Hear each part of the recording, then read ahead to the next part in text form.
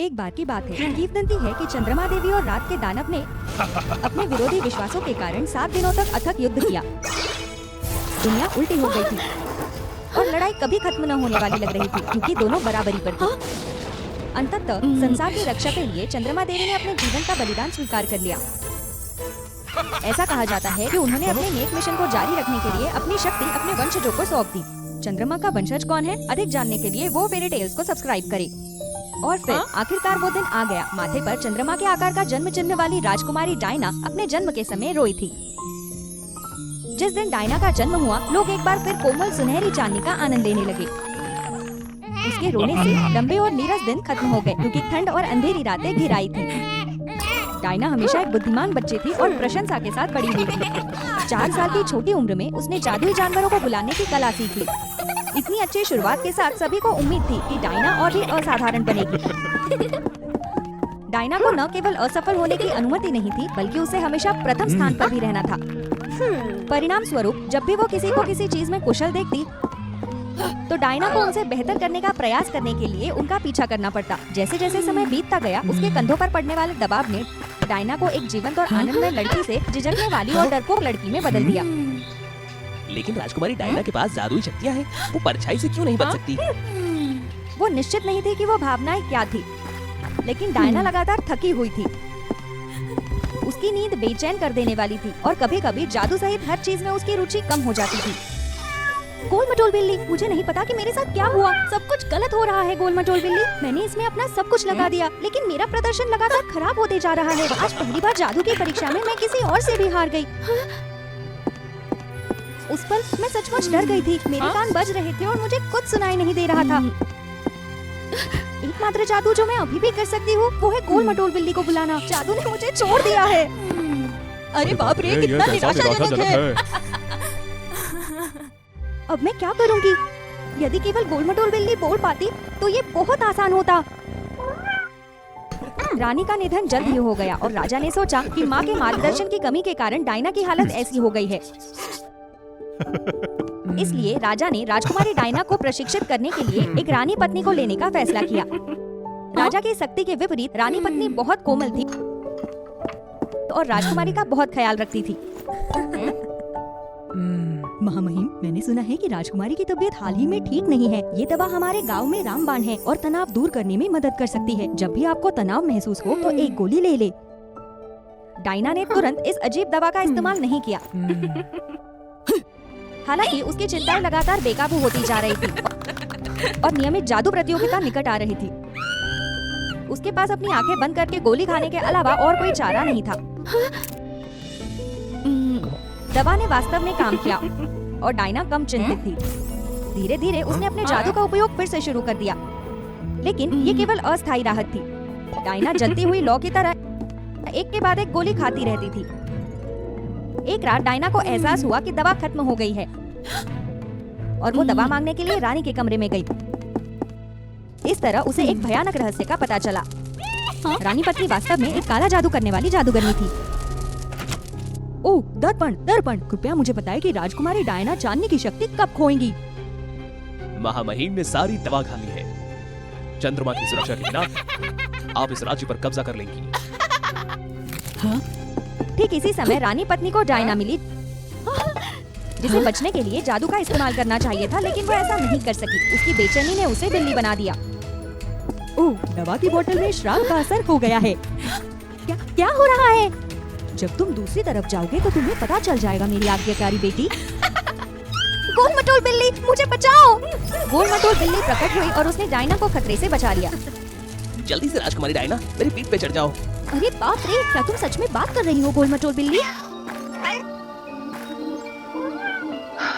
अब मैं क्या करूं? सब कुछ इस तरह क्यों हुआ?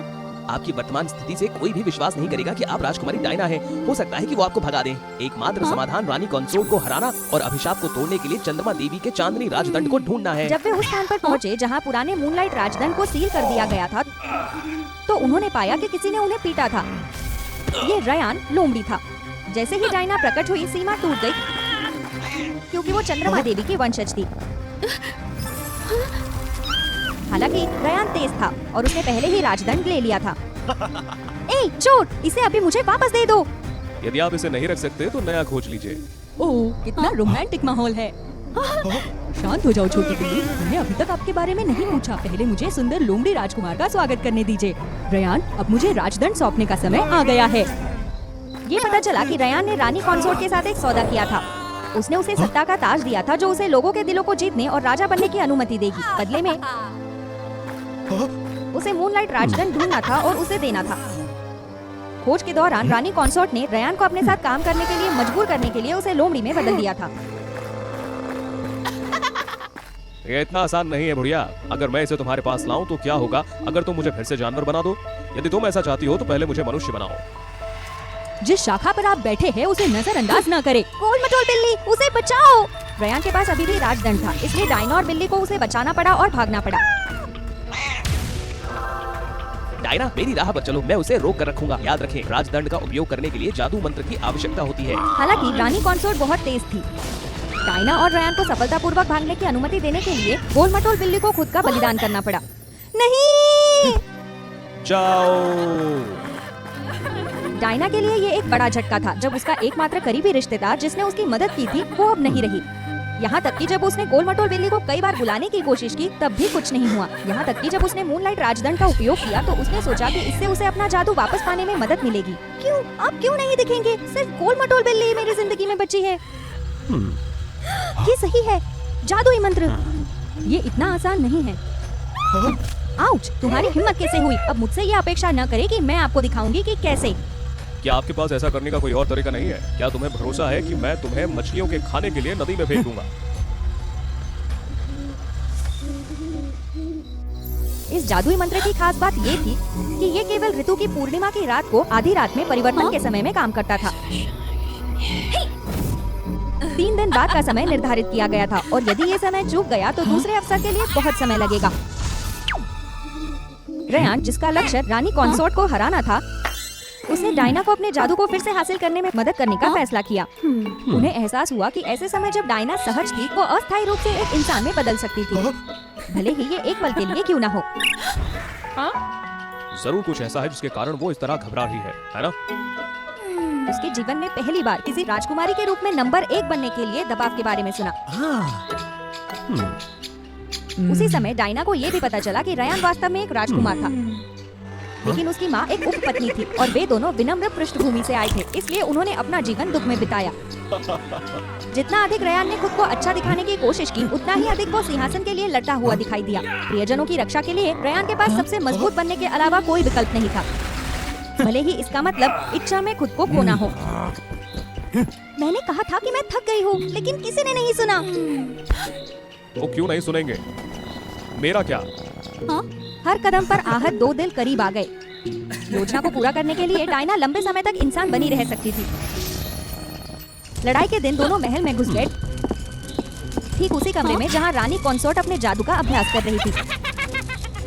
डायना को अपना मानवीय रूप पुनः प्राप्त करते हुए देख बूढ़ी रानी बेहद आश्चर्यचकित हुई। मेरी बेटी को फिर से इंसान बनने का रास्ता मिल गया है ना? लेकिन ऐसा लगता है जैसे ये केवल अस्थायी है ना? देखते हैं आपकी चांदी की जीभ कितने समय तक टिकती है। बहुत सारे शब्द। मेरे छाया दानव राजकुमार रयान का अच्छे से ख्याल रखना।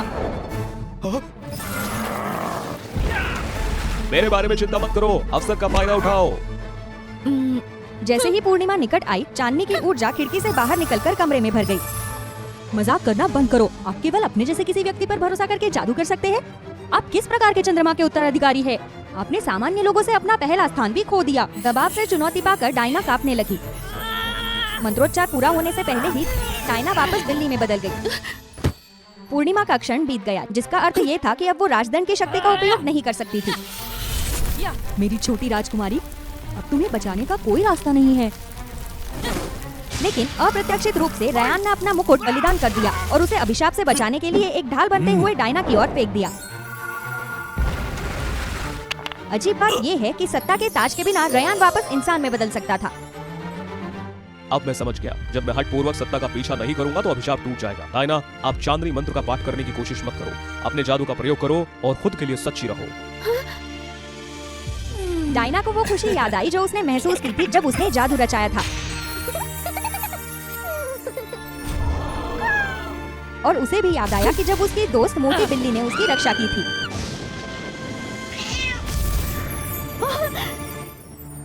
डायना ने बहादुरी से परिचित मंत्र का पाठ किया, जो कि जब वो छोटी थी तब उसने पहला मंत्र पढ़ा था। जादुई रोशनी शक्तिशाली रूप से चमकी और मोटी बिल्ली पहले से कई अधिक मजबूत रूप में दिखाई दी। वो रानी कॉन्सोर्ट की ओर बढ़ी। पराजित होने की बजाय जब रोशनी गायब हो गई, तो रानी कॉन्सोर्ट एक सुंदर और सौम्य चंद्रमा परी में बदल गई। वो मूल रूप से चंद्रमा देवी की सेवक थी, जिसका काम वारिस को ढूंढना और दुनिया की रक्षा करने के लिए उनकी सहायता करना था। मुझे एहसास हुआ कि राजकुमारी को अधिक आत्मविश्वासी बनाने में सीधा मदद करने की बजाय उसके लिए खुद चुनौतियों से पार पाना जरूरी था। इस बीच रयान रात के राक्षस का पुनर्जन्म था, जो पहले चंद्रमा देवी की विपरीत विचारधारा थी। महारानी कॉन्सोर्ट ने उसकी पिछली शिकायतों को सुलझाने में मदद, साथ ही खुद भी सबक सीखा। किसी और के लिए अपना ताज बलिदान करके, जो कि अपनी महत्वाकांक्षा को भी त्याग रहा था, राजकुमार रयान फिर से इंसान में बनने में सक्षम हुए। इसी तरह राजकुमारी डायना की तरह दूसरों से आगे निकलने के दबाव के बिना जब वो सबसे मजबूत थी, तब खुद के प्रति सच्ची रहना। रयान और डायना ने एक दूसरे को समझा, करीबी दोस्त बने और शांतिपूर्ण और सुंदर दुनिया की रक्षा के लिए एक साथ यात्रा की। कहानी यहीं खत्म होती है। आपके समर्थन के लिए धन्यवाद। प्रत्येक दृश्य हमारे लिए और अधिक रोचक कहानियाँ बनाने के लिए एक बड़ा प्रोत्साहन है। हमें जल्द ही 1 मिलियन सब्सक्राइबर्स तक पहुँचने में मदद करने के लिए वो फेरी टेल्स को सब्सक्राइब करना न भूलें। आज की कहानी देखने के बाद अपनी भावनाओं को वो फेरी टेल्स के साथ साझा करें। अगले एपिसोड में मिलते हैं। माफ करना अच्छी बात है, लेकिन विश्वासघात को माफ करना हमेशा एक गलती होती है। सोफिया और कूपर की शादी में हर तरह खुशी का माहौल था। वो समुद्र के राज्य की राजकुमारी थी, कभी प्यार में नहीं थी, केवल एक योग्य व्यक्ति को ढूंढना चाहती थी। और वो एक प्रतिभाशाली राजकुमार, अविश्वसनीय रूप से धनी, मधुर और विनम्र। क्या किसी को इस शादी पर आपत्ति है? मैं विरोध करती हूँ। हालात तब और बदतर हो गए जब सोफिया की प्रतिद्वंदी हरे जंगल की राजकुमारी सामने आई। तुम्हारी हिम्मत कैसी हुई मेरी खुशी को बर्बाद करने की? ग्रेस, आज मेरी शादी होनी चाहिए थी और कूपर को दुल्हा बनना चाहिए था। ओ मेरी भोली भाली लड़कियों। उसने उन्हें प्यार दिया, जिससे वे शादी के बंधन में बंधने को तैयार हो गए। उन्होंने पूर्ण प्रेम का सपना देखा, केवल अविस्मरणीय अपमान प्राप्त करने के लिए। तुम दुष्ट! क्या आप ही मुझे यहाँ लाने के लिए अफवाहें फैला रहे थे? भावुक प्रेम की उमड़ता भावनाओं और विश्वासघात के दर्द ने दोनों लड़कियों को कड़ी प्रतिक्रिया व्यक्त करने पर मजबूर किया। क्यों रोते हो? मेरे बिना कोई और होता। क्योंकि वो एक धोखेबाज राजकुमार था, जो राजकुमारियों को बहकाने और उनका दिल चुराने में कुशल था। कहानी का अनुसरण करने के लिए वो फेरी टेल्स को सब्सक्राइब करें। एवरी एक आलिशान शराबखाने में सर्वर के रूप में काम करती थी। अपनी साधारण शक्ल और ठंडे उदासीन स्वभाव के कारण वे सभी को अदृश्य लगती थी। जैसे जैसे वो बड़ी होती गई, वो और अधिक उदासीन हो गई और खुद को एक उबाऊ सेवा कार्य में बांध दिया। मधुशाला में एक नियमित अतिथि प्रिंस कूपर था। हर महीने वो एक अलग राजकुमारी को डेट के लिए सराय में लाता था। एवरी ने कूपर का तिरस्कार किया क्योंकि वो उसे उसके पिता की याद दिलाता था। उसके पिता ने उसे और उसकी माँ को दूसरी औरत के लिए छोड़ दिया। तब से उसका प्यार पर से विश्वास उठ गया और वो नीरस जीवन जीने लगी। अपनी गहरी नफरत के कारण एवरी ने कई बार कूपर को बेनकाब करने की कोशिश की, लेकिन असफल रही। लेकिन शायद इस बार किस्मत उसका साथ देगी। क्या आप जानते हैं कि उसने मुझसे क्या कहा? तुम्हारे बिना आप जिंदगी का कोई मतलब नहीं, तो कृपया मुझसे शादी करें। हे भगवान, वो मनहूस आदमी। एवरी उनके साथ शामिल हो गई और कूपर के पिछले धोखेबाज कार्यों का खुलासा किया। ये बहुत ज्यादा है। हमें किसी ऐसे व्यक्ति की जरूरत है जो उसे कष्ट दे सके। लेकिन कौन? उसने दुनिया की लगभग हर राजकुमारी को मंत्रमुग्ध कर दिया है। अभी तक हर राजकुमारी ने। हालांकि कूपर कई बार सराय में गया था, लेकिन उसने एवरी पर कभी भी ध्यान नहीं दिया। उसके लिए वो सिर्फ एक सामान्य अदृश्य थी। वे उसे आदर्श प्रेमिका में बदल देंगे और उसे सबक सिखाएंगे।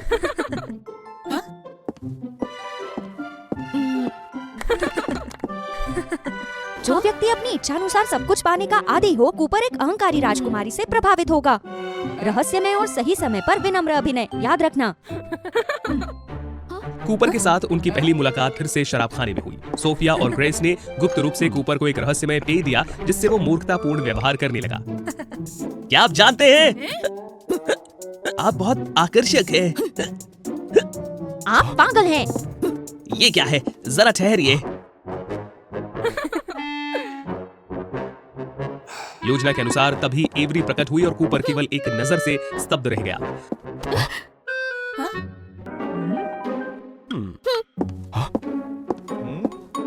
बाद के दिनों में कूपर ने लगातार एवरी से मिलने की कोशिश की। एवरी ने कूपर के प्रति अप्रत्याशित रवैया बनाए रखा। कभी कभी मैत्रीपूर्ण और खुला, कभी कभी ठंडा और बर्फीला उसे भ्रमित करता रहा। वो पागल हो रहा था क्योंकि उसने पहले कभी इतना प्रयास नहीं किया था। चलो एवरी, तुम मेरे साथ डिनर पर जाने के लिए कब सहमत होगी? अब मुझे नहीं पता कि क्या सच है। अपनी ईमानदारी साबित करने के लिए मुझे क्या करना होगा? वास्तव में मेरा ये मतलब है। अचानक एक चोर प्रकट हुआ और कूपर तुरंत एवरी की रक्षा के लिए खड़ा हो गया। एवरी ने प्रभावित होने का नाटक किया और अपने प्यार का 100वां कबूलनामा स्वीकार कर लिया। योजना पूर्ण सफलता की ओर अग्रसर थी। एवरी और उसके साथी कूपर की मूर्खता पर हंसे। हालांकि चीजें उतनी आसान नहीं थी जितना सोचा था। कूपर अत्यधिक मधुर और वास्तव में देखभाल करने वाला था। उसने सक्रिय रूप से उसकी रुचियों के बारे में जानना और धीरे धीरे उसका धीरे धीरे ख्याल रखना शुरू किया।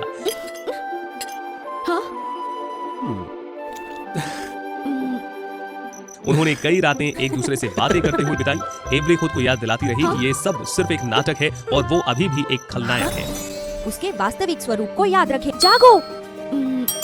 एक अप्रत्याशित रात में सावधान रहे एवरी। अरे नहीं, कूपर। एवरी ने उसे पकड़ लिया और उसके घाव का इलाज करने में मदद की। इस मर्मस्पर्शी क्षण में विवाह का प्रस्ताव निकट ही था। एवरी ने अनगिनत अन्य लड़कियों से कही जाने वाली घटिया लाइन के लिए खुद को तैयार कर लिया था। लेकिन एवरी, मुझे पता है कि मैं भयानक हूँ, लेकिन तुम्हारे लिए मैं बदल जाऊंगा। मैं आपके साथ रहने के योग्य बनना चाहता हूँ। चलो मैं तुम्हें कुछ दिखाता हूँ।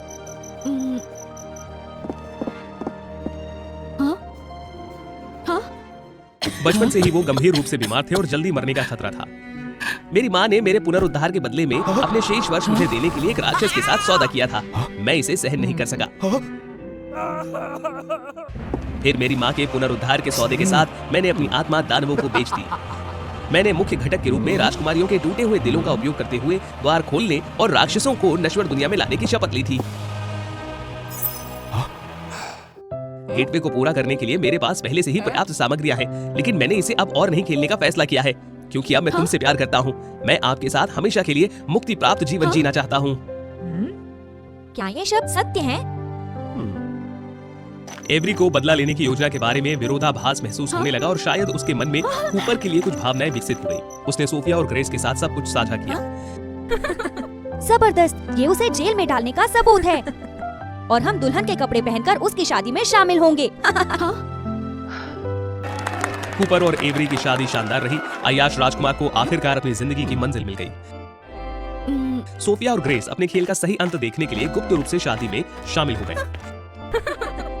मुझे बदलने का मौका देने के लिए धन्यवाद। कृपया मुझे जीवन भर आपसे प्यार करने दें। एवरी और अधिक भ्रमित हो गई।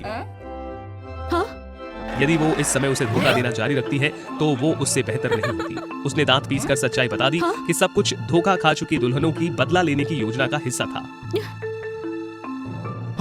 तुम धोखा दी गई दुल्हने।